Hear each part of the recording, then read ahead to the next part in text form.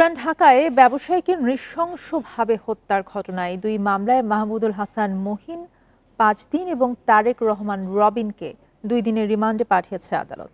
যুবদল নেতা রজব আলী পিন্টু ও সাবা করিম লাকিকে দল থেকে আজীবনের জন্য বহিষ্কার করা হয়েছে। বিকেলে ডিএমপির মিডিয়া সেল থেকে অস্ত্রসহ ৪ জন গ্রেপ্তারের তথ্য জানানো হয়। এর আগে গত বুধবার বিকেলে সোহাগ নামে এক ব্যবসায়ীকে এলোপাতাড়ি পাথর দিয়ে আঘাত করে ও কুপিয়ে হত্যা করা হয়। পরে কোতোয়ালি থানা পুলিশ ঘটনাস্থলে গিয়ে পরিস্থিতি নিয়ন্ত্রণে আনে। র্যাব জানায় হত্যাকাণ্ডের ঘটনায় নিহতের বড় বোন বাদী হয়ে কোতোয়ালি থানায় হত্যা মামলা দায়ের করেছেন। পরে ঘটনাস্থলের সিসিটিভি ফুটেজ সংগ্রহ করে এবং রাজধানীর বিভিন্ন স্থানে অভিযান পরিচালনা করে আসামিদের গ্রেফতার করা হয়।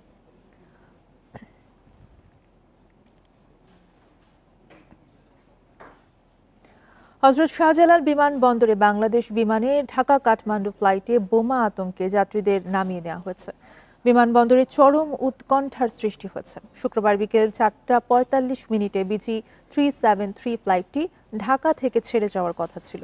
বিমান বাংলাদেশ এয়ারলাইন্সের জনসংযোগ বিভাগের মহাব্যবস্থাপক এবিএম রওশন কবির জানান, একটি অজ্ঞাত নম্বর থেকে ফোন করে জানানো হয় বিমানের ফ্লাইটে বোমা রয়েছে। সে সময় ফ্লাইটটি উড্ডয়নের প্রস্তুতি নিচ্ছিল। এরপরেই যাত্রীদের নিরাপত্তাকে সর্বোচ্চ গুরুত্ব দিয়ে তাৎক্ষণিক উড়োজাহাজ থেকে সবাইকে নামিয়ে আনা হয়। বিমানবন্দরে নেওয়া হয় সর্বোচ্চ নিরাপত্তা ব্যবস্থা। সিভিল এভিয়েশন সহ অন্যান্য সংস্থার অনুমতি পেলে কাঠমান্ডুর উদ্দেশ্যে উড়াল দেবে ফ্লাইটটি। উড়োজাহাজের বৈমানিক ছিলেন ক্যাপ্টেন আব্দুর রহমান।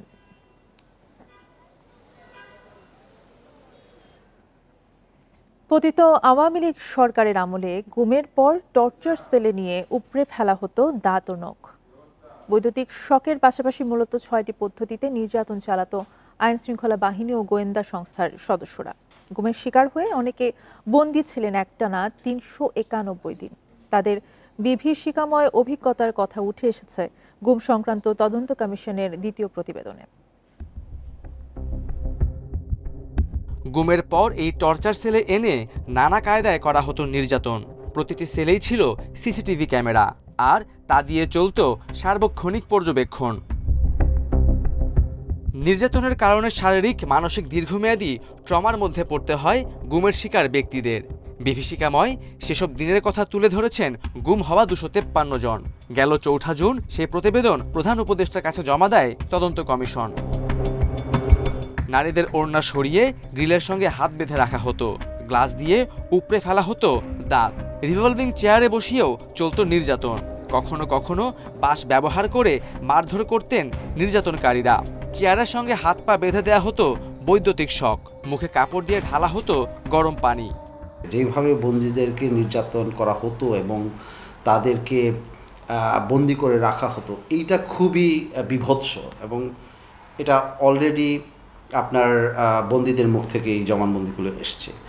এরপর জনসম্মুখে হাজিরের সময় নির্যাতনের চিহ্ন গোপনের কোনো চেষ্টাই বাদ দেয়নি গুমে জড়িতরা।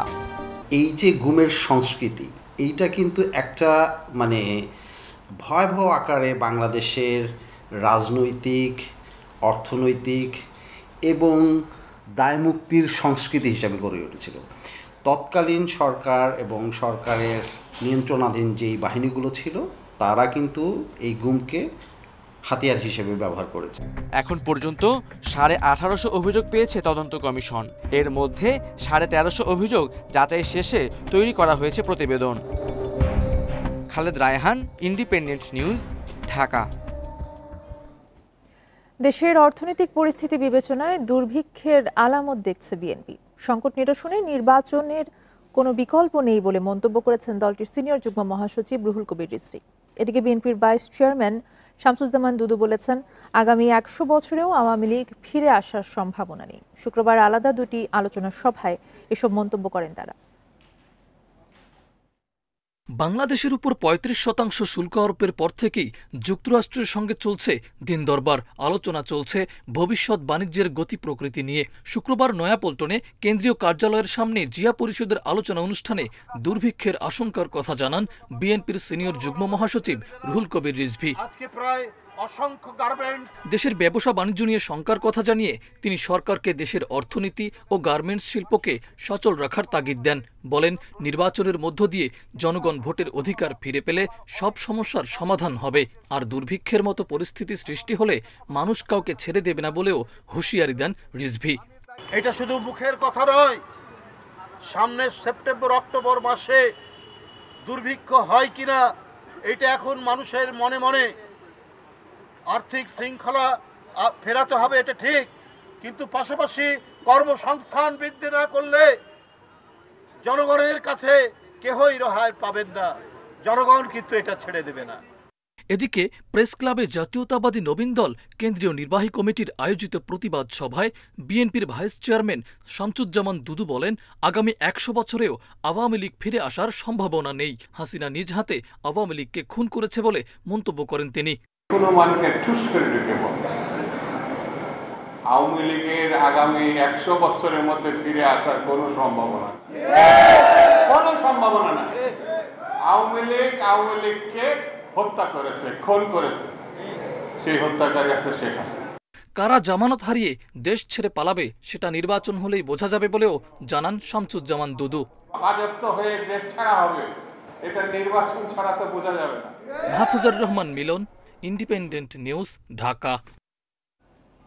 যারা বিচার ও সংস্কার ছাড়া নির্বাচন চায় তারাই নির্বাচন পেছানোর ষড়যন্ত্র করছে বলে মন্তব্য করেছেন এনসিপির আহ্বায়ক নাহিদ ইসলাম। বিকেলে যশোরের ঈদগাহ মোড়ে পথসভায় এই মন্তব্য করেন তিনি। নাহিদ বলেন, ফ্যাসিবাদের বিচার সংস্কার ছাড়া জনগণ নির্বাচন মেনে নেবে না। অভিযোগ করেন, গত 54 বছরে দেশের রাষ্ট্রীয় সাংবিধানিক প্রতিষ্ঠানগুলোকে দলীয় প্রতিষ্ঠানে রূপান্তর করা হয়েছে, কিন্তু এখন এনসিপি সরকারি প্রতিষ্ঠানগুলোকে জনগণের প্রতিষ্ঠান হিসেবে দেখতে চায়। এর আগে দুপুরে যশোরের একটি হোটেলে জুলাই আন্দোলনে আহত নিহতদের পরিবারের সঙ্গে সাক্ষাৎ শেষে সাংবাদিকদের দলটির দক্ষিণাঞ্চলের মুখ্য সংগঠক হাসনাত আবদুল্লাহ বলেন, ফ্যাসিবাদ পুনর্বাসনের জন্য একটি চক্র চেষ্টা চালিয়ে যাচ্ছে। প্রধান উপদেষ্টা ডক্টর মোহাম্মদ ইউনূস যদি সবকিছু বাদ দিয়ে শুধু নির্বাচন করতে চান তাহলে তাকেও জাতির কাঠ গড়ায় দাঁড়াতে হবে বলে মন্তব্য করে হাসনাত। যশোরের পর খুলনায় রয়েছে এনসিপির পদযাত্রা। বিচার সংস্কার ছাড়া নির্বাচন বাংলার জনগণ মেনে নেবে না। যারা বিচার সংস্কার ছাড়া নির্বাচনের পরিকল্পনা করে তারাই নির্বাচনকে পিছিয়ে দেওয়ার ষড়যন্ত্রে একটা পরিকল্পিত ছক আমরা দেখতে পাচ্ছি, এগুলা মিলে যাচ্ছে। এটা আবার একটা ফ্যাসিজমকে আবার হচ্ছে রিহ্যাবিলিটেট করা, পুনর্বাসন করার এই যে ছকগুলা স্ট্র্যাটেজিগুলা মিলতেছে। আমাদেরকে পরিকল্পিতভাবে নির্বাচন থেকে আলাদা করা হইতেছে, পরিকল্পিতভাবে ট্যাগ দেওয়া হইতেছে না আমরা নির্বাচন বিরোধী। আমরা কিন্তু নির্বাচন বিরোধী না। খুলনার দৌলতপুরে বহিষ্কৃত যুবদল নেতা মাহবুবুর রহমানকে গুলি করে ও কুপিয়ে হত্যা করেছে দুর্বৃত্তরা। দুপুরে পশ্চিম মহেশ্বর পাশা এলাকায় নিজ বাসার সামনে তাকে হত্যা করা হয়। পুলিশ জানায়, বাসার সামনে নিজের প্রাইভেট কার পরিষ্কার করছিলেন মাহবুবুর। এ সময় মোটরসাইকেলে আসা 3 ব্যক্তি তাকে লক্ষ্য করে গুলি ও ধারালো অস্ত্র দিয়ে কুপিয়ে পালিয়ে যায়। আশঙ্কাজনক অবস্থায় তাকে উদ্ধার করে খুলনা মেডিকেল কলেজ হাসপাতালে নেওয়া হলে চিকিৎসক তাকে মৃত ঘোষণা করেন। ফেব্রুয়ারিতে ক্যাম্পাসে ছাত্র রাজনীতি বন্ধ নিয়ে কুয়েটের শিক্ষার্থীদের দুপক্ষের সংঘর্ষের সময় অস্ত্র হাতে থানা যুবদলের সহসভাপতি মাহবুবুর রহমানের ছবি ছড়িয়ে পড়লে তাকে দল থেকে বহিষ্কার করে যুবদল। কয়েকদিন এসে বলছে যে আপনার ছেলের গুলি করেছে। ওই অবস্থা ছুটে এসে দেখি মানে গাড়ির সামনে পড়ে আছে, তুলে মানে এমন জায়গাটা যে দৌড় মেরে পালাবে, গাড়িটা একেবারে ড্রেনের গায়ের পাশে ওয়াল।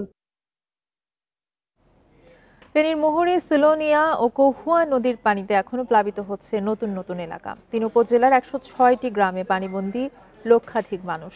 ফুলগাজীতে মাছ ধরার সময় বন্যার পানিতে একজনের মৃত্যুর খবর পাওয়া গেছে। ভাঙা অংশ দিয়ে পানি প্রবেশ বন্ধ হলে দ্রুত বেড়িবাঁধ মেরামতের কথা জানিয়েছে পানি উন্নয়ন বোর্ড।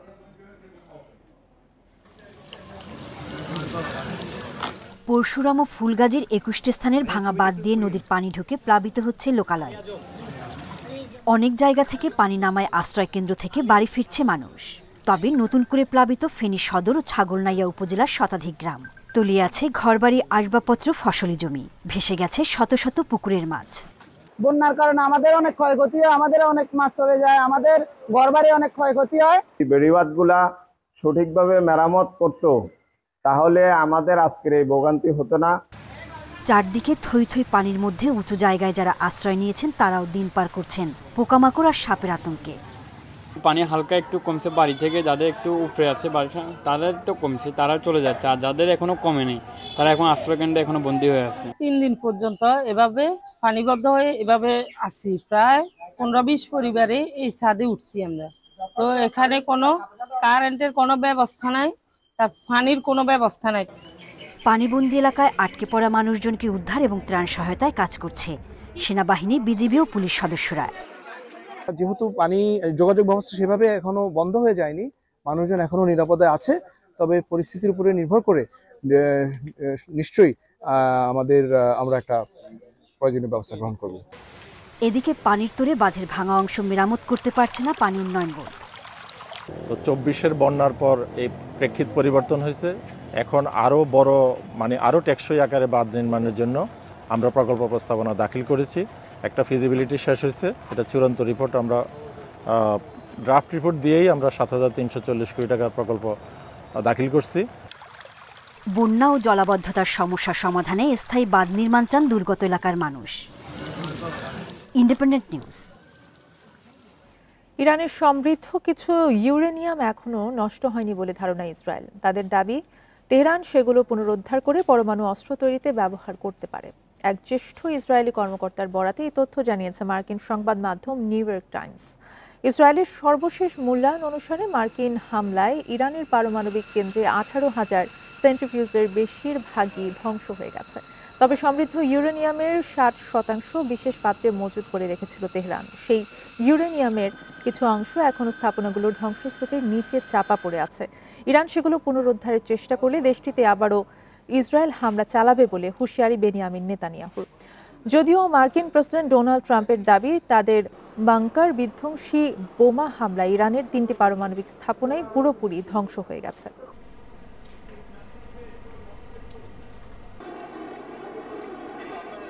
এই ছিল এখনকার সংবাদে। ইন্ডিপেন্ডেন্ট টেলিভিশনের সব খবর জানতে চোখ রাখুন ফেসবুক, ইউটিউব এবং এক্সে। ধন্যবাদ।